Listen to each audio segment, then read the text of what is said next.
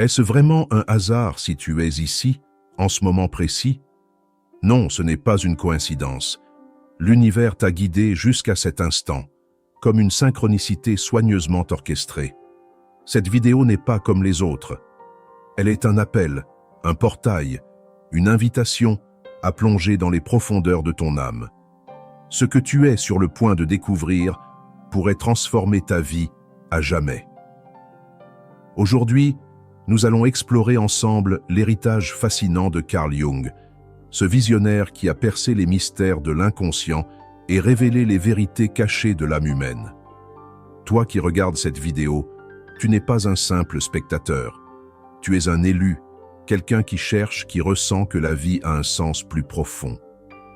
Alors reste bien jusqu'à la fin.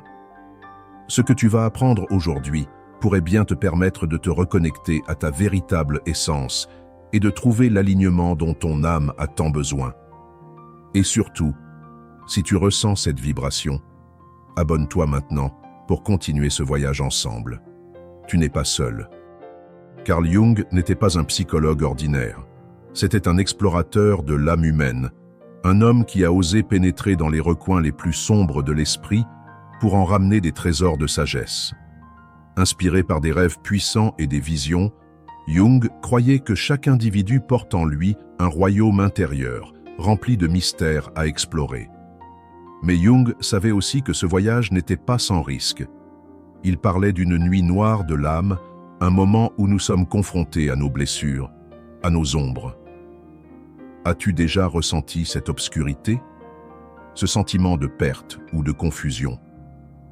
Si oui, Jung aurait dit que tu es sur la voie de la transformation. Pour Jung, l'âme humaine était un microcosme de l'univers. Il croyait que tout, absolument tout, était relié par des symboles, des archétypes et des synchronicités. Ce que tu vis à l'extérieur n'est souvent qu'un miroir de ce qui se passe à l'intérieur. Ces coïncidences troublantes que tu remarques parfois, elles ne sont pas aléatoires, elles sont des messages. Jung disait « Celui qui regarde à l'extérieur rêve, mais celui qui regarde à l'intérieur s'éveille. » Alors, es-tu prêt à regarder en toi? Les archétypes sont des modèles universels présents dans tous les esprits humains, selon Jung. Le héros, le sage, l'ombre, l'enfant intérieur. Ces figures ne sont pas juste des concepts, elles vivent en toi. L'archétype du héros, par exemple, est celui qui t'appelle à dépasser tes peurs, à affronter les défis de ta vie. Et l'ombre, c'est cette partie de toi que tu refuses de voir, mais qui détient souvent tes plus grands pouvoirs. Jung croyait que nos âmes étaient connectées à un immense réservoir d'expériences et de symboles, l'inconscient collectif. C'est un lieu où tous les esprits humains se rejoignent, où les rêves, les mythes et les légendes prennent naissance. As-tu déjà rêvé de quelque chose d'étrangement familier, comme si cela venait d'une autre époque? Cela pourrait être l'inconscient collectif qui te parle. Dans un monde de plus en plus désaligné, Jung reste une lumière pour ceux qui cherchent. Son travail n'est pas seulement une exploration intellectuelle, mais un appel à retrouver ton chemin, ton centre, ton essence. Il disait « La seule personne à devenir est celle que tu es vraiment. » Laisse-moi te poser une question. As-tu déjà eu peur de tes propres pensées? Ce moment où des émotions ou des pulsions surgissent et où tu te demandes d'où elles viennent? Carl Jung appelait cela l'ombre. L'ombre est cette part de toi que tu cherches à cacher, que tu refuses d'accepter. Mais ce que Jung a découvert, c'est que l'ombre n'est pas ton ennemi. Elle est ton allié, un trésor caché sous la surface de ton être. C'est dans l'ombre que se trouvent tes blessures, tes peurs, mais aussi ta puissance. Ignorer l'ombre, c'est te couper d'une part essentielle de toi-même. Mais apprendre à la regarder en face, c'est ouvrir une porte vers une transformation profonde. Jung disait « Ce que tu nies te soumet, ce que tu acceptes te transforme. » Le voyage vers l'alignement de ton âme commence par un acte de courage, affronter ton ombre. Ce n'est pas un chemin facile. Regarder tes failles, tes blessures, tes colères enfouies, cela peut être terrifiant. Mais imagine un instant ce que cela pourrait changer dans ta vie. Lorsque tu acceptes ton ombre, elle cesse de te contrôler en silence. Elle devient une source de sagesse, un guide qui t'aide à comprendre qui tu es vraiment. Alors, es-tu prêt à faire face à cette partie de toi que tu as trop longtemps ignorée? Jung croyait que l'ombre se manifestait souvent dans nos rêves. As-tu déjà rêvé d'une personne effrayante, d'un monstre, ou même d'une version sombre de toi-même? Ces rêves ne sont pas anodins, ils sont des messages de ton inconscient. Ils t'invitent à explorer des parties de toi que tu as rejetées. Un patient de Jung, tourmenté par des rêves récurrents de serpents, a découvert, grâce à l'analyse, que ces serpents représentaient une peur qu'il n'avait jamais osé affronter.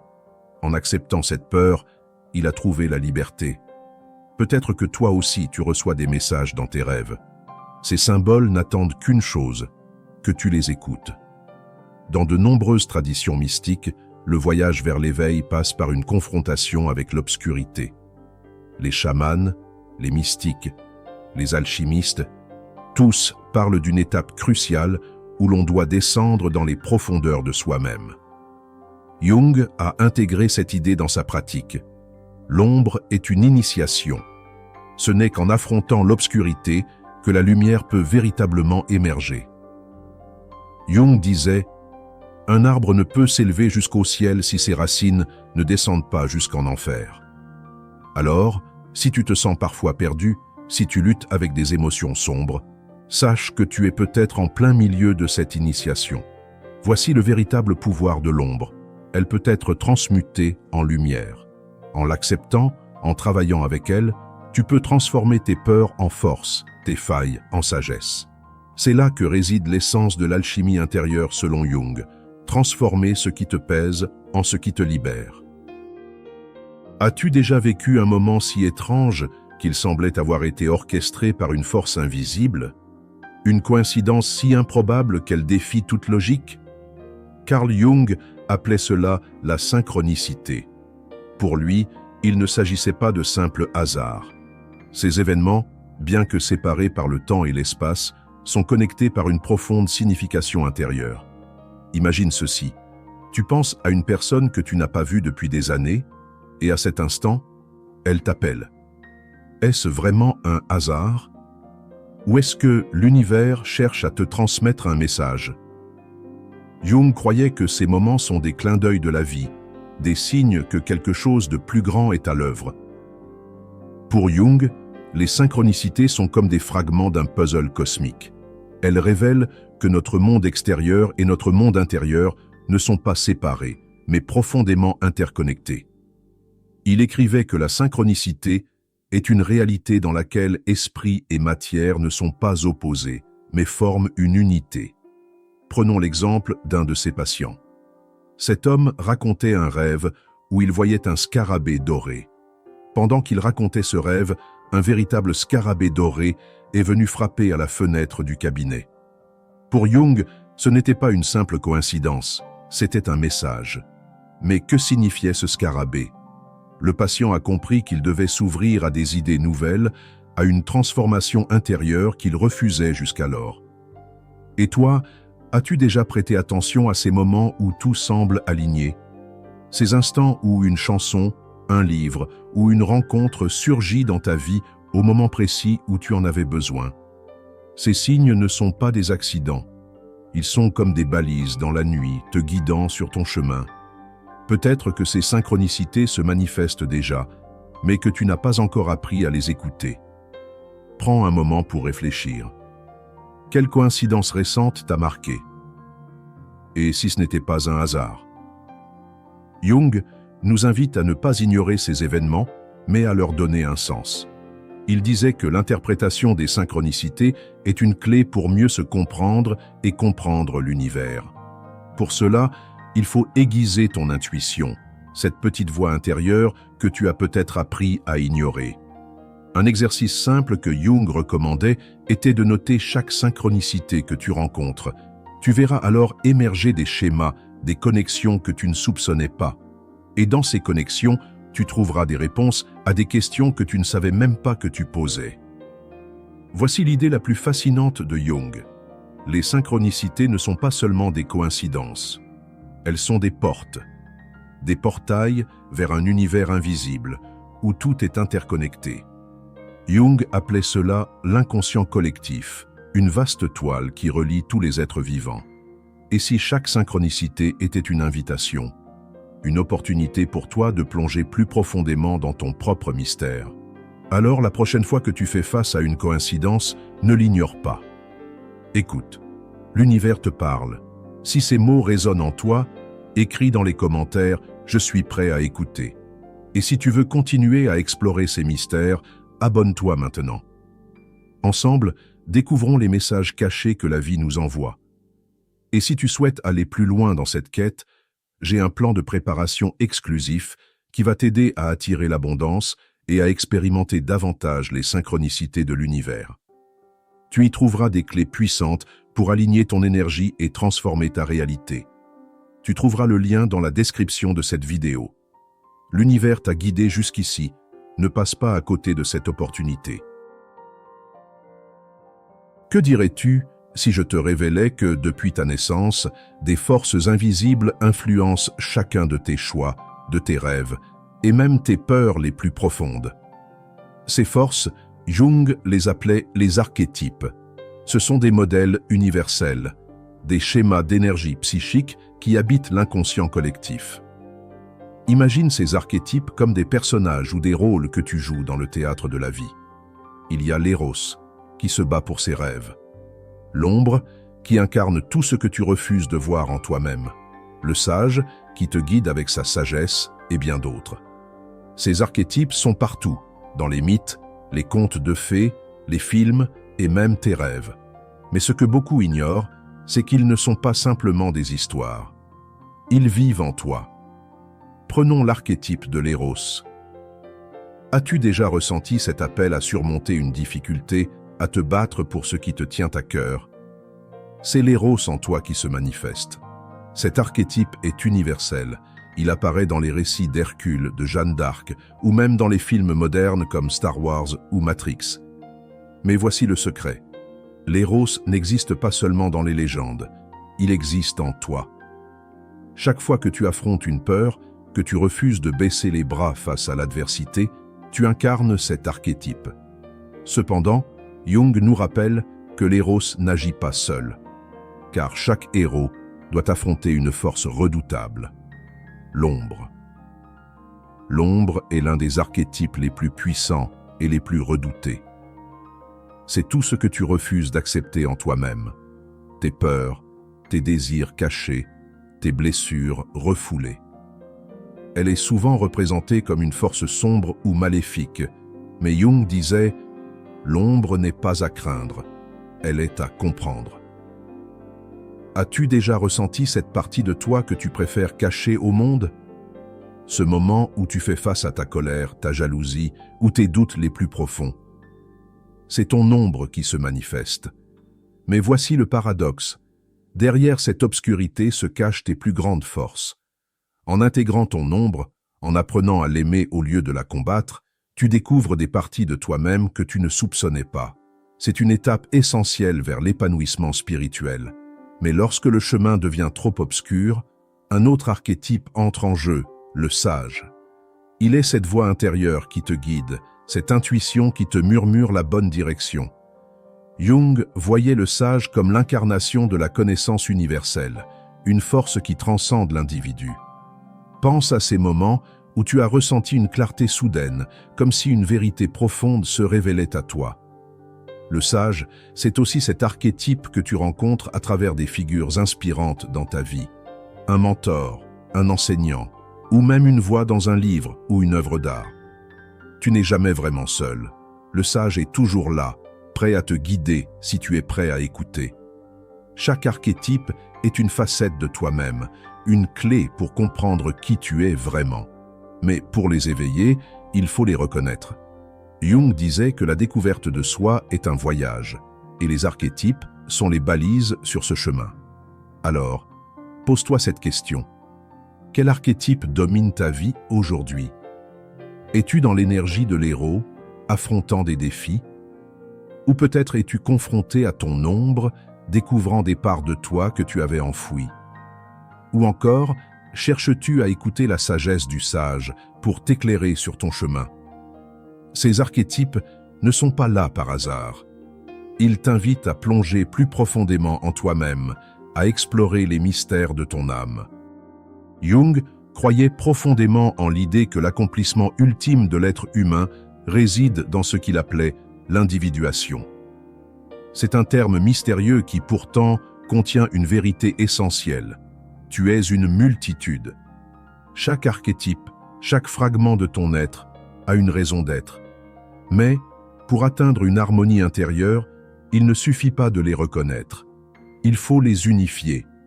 Imagine un instant que ces archétypes, ces différentes facettes de toi, soient comme des instruments dans une symphonie. L'héros, l'ombre, le sage, chacun joue sa propre mélodie. Mais si ces mélodies ne s'accordent pas, tout devient cacophonique, désordonné. C'est peut-être ce que tu ressens parfois, une lutte intérieure, un tiraillement entre des désirs contradictoires. Le but de l'alchimie intérieure, selon Jung, est de créer une harmonie, une unité, une fusion où chaque facette de toi-même joue en parfaite synchronie. Prenons l'exemple de l'héros et de l'ombre, deux énergies opposées et pourtant complémentaires. L'éros cherche la lumière, le dépassement de soi. L'ombre, elle, te pousse à regarder en face ce que tu veux fuir. Si l'éros ignore l'ombre, il devient arrogant, aveuglé par son propre éclat. Et si l'ombre domine, elle engloutit tout dans son obscurité. Jung nous apprend que l'alchimie spirituelle consiste à faire coexister ces forces en toi, à reconnaître que l'éros n'a de sens que parce qu'il a une ombre à affronter. Ce processus, Jung le comparait à l'œuvre alchimique, transformer le plomb brut de nos contradictions en or pur, celui d'un esprit unifié et éclairé. Un autre duo essentiel dans cette quête intérieure est celui du sage et de l'enfant. Le sage représente la connaissance, l'intuition, l'expérience accumulée au fil des vies.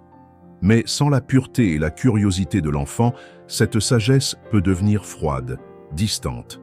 Jung disait que retrouver l'innocence de l'enfant est aussi important que d'écouter la sagesse du sage.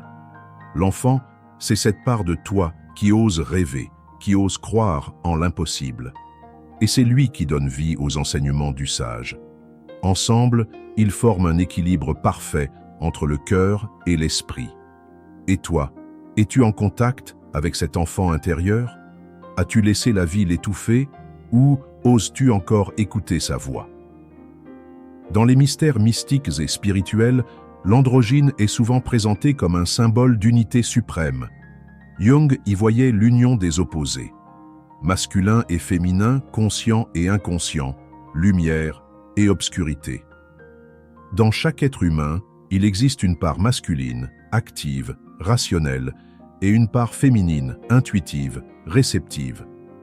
L'alchimie spirituelle consiste à réconcilier ces deux énergies, à ne plus les opposer, mais à les faire collaborer. As-tu déjà ressenti ce conflit en toi, entre ce que tu penses devoir faire et ce que tu ressens profondément?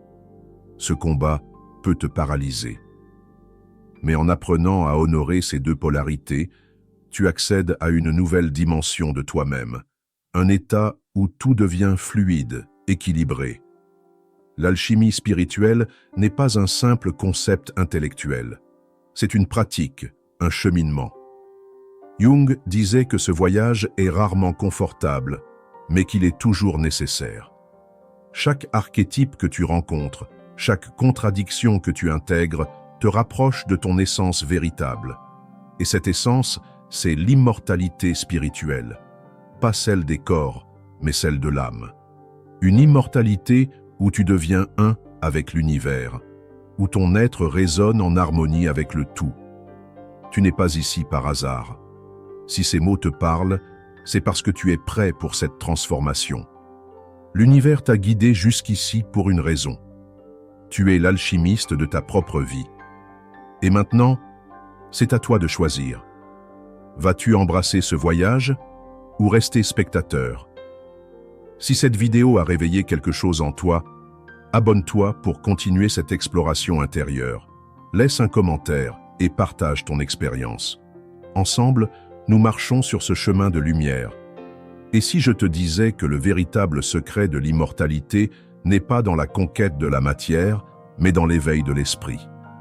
Tu es plus puissant que tu ne le penses, et ce voyage ne fait que commencer.